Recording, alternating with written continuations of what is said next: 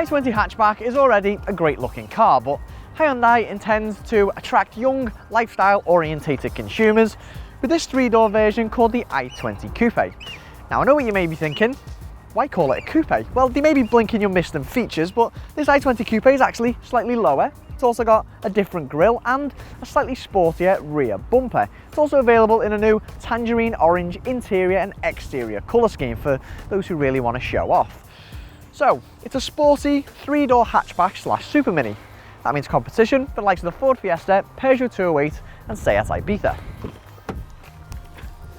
The interior of the coupe is identical to the hatchback model, which means everything's well screwed together and logically laid out. There's also some nice high quality materials in some vital places too.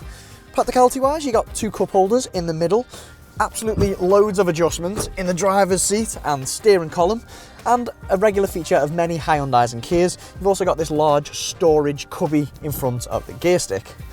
Kit-wise, the entry-level coupe is actually equivalent to the mid-range i20 hatchback, so you get the likes of Bluetooth, parking sensors and 16-inch alloy wheels. But if you go for this flagship Sport Nav model, then you get Sat Nav, which is integrated into this very responsive 7-inch touchscreen. You also get a rear view camera and 17-inch alloys. Now, if we climb in the back, let me just move the seat so you can see what's going on. Now, we climb through to the rear and fold these little seatbelt arms down as we do. Float that one out of the way for you. You'll actually be surprised at the amount of space you got back here. I mean, sure, headroom's slightly intruded for tall passengers at the side, or you just scooch across to the middle, but I mean, for a three-door, it's pretty impressive. The i20's boot's quite impressive as well. I mean, okay, it's got this quite a high loading lip and the seats don't fall down completely flat when you have this removable floor out the way, but it does make up for this because it's got a class-leading boot size of over 300 litres.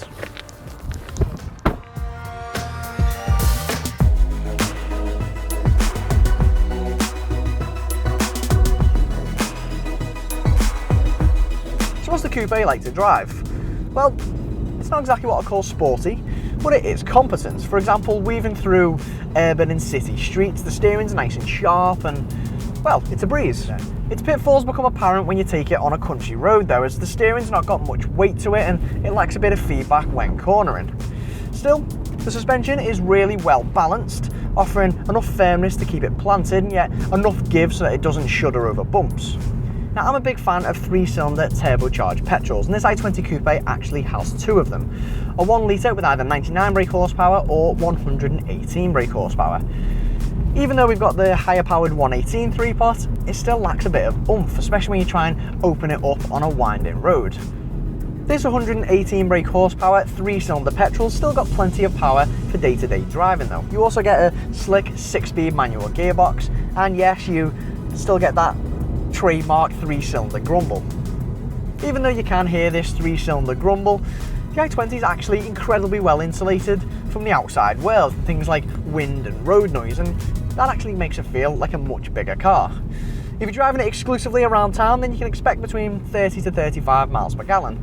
Take it on the motorway and expect between maybe 40 to 45 miles per gallon. It's still quite a bit off the claimed 59 miles per gallon though.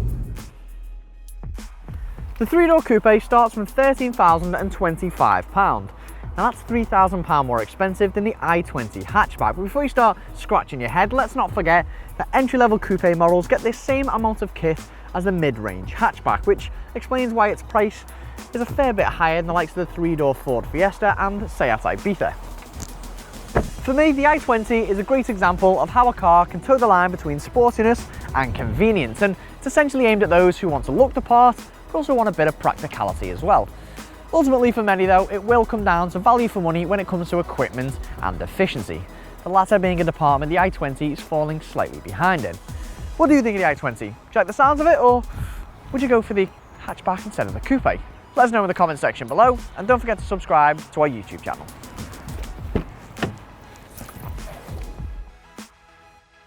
Click on the inquire button to find out more details about this car, or for any other models, visit carkeys.co.uk. And to watch more reviews, click one of the links on screen now.